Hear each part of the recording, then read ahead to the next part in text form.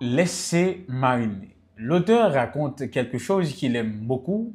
Il dit qu'il aime cuisiner, donc moi, je ne pas qu'à approprier de l'histoire ça. Parce que moi, plus qu'aimer manger que cuisiner.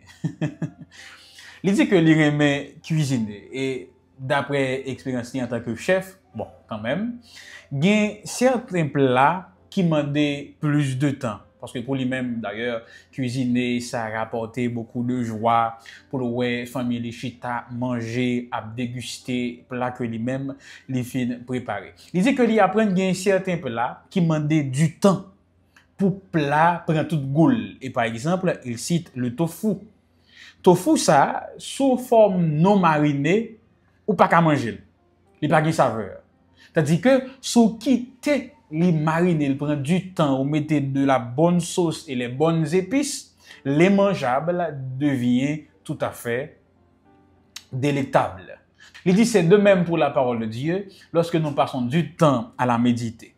Le fait que Paul recommandait aux chrétiens de Colosse de laisser la parole de Dieu habiter en eux avec richesse ou encore abondamment, il rappelait nous la déclaration d'Ellen G. White d'un témoignage pour l'Église, volume 1, chapitre 107, page 676, et je lis, « Frères et sœurs, jeunes et vieux, lorsque vous avez des heures de loisirs, ouvrirez la Bible et enrichissez votre esprit de ces vérités divines. Lorsque vous travaillez, veillez sur votre esprit, fixez-le sur Dieu, parlez moins et méditez davantage. » Ellen G. White vive dans l'époque côté causé méditation que nous gagnons aujourd'hui avec un pile l'autre pratique religieuse orientale, il peut être aussi populaire. Te gen yo mais pas comprendre toute ampleur que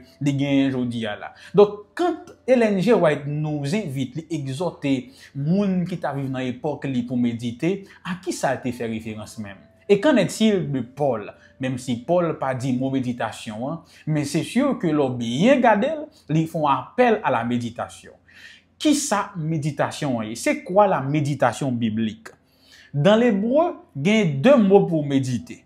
Youn fait référence à un son grave, tant qu'on yon murmure.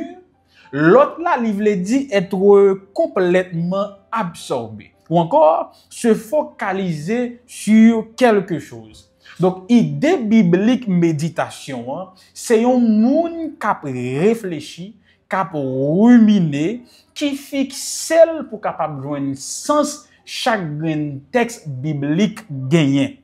Donc, concept méditation biblique là, il est très différent de méditation que nous gagnons aujourd'hui, de la méditation orientale, qui lui-même consistait pour capable réfléchir, pour vider l'esprit. C'est-à-dire que la méditation biblique, il consistait pour concentrer l'esprit sous bon Dieu et puis pour réfléchir, pour joindre une vérité.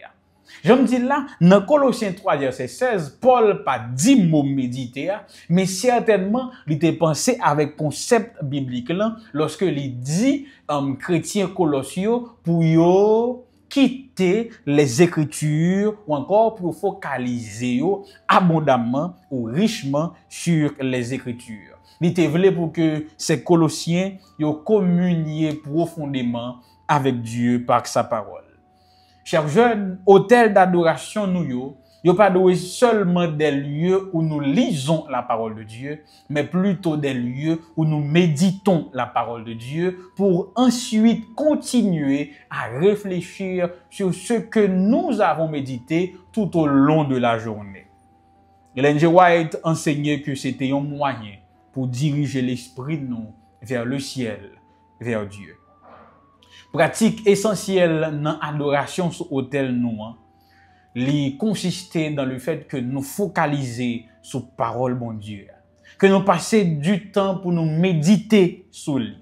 Ça cap aider nous connaître bon Dieu plus bien, remettre avec plus force, avec plus profondeur et pour nous marcher plus étroitement avec lui, pour nous vivre plus bien, pour nous faire lui plaisir.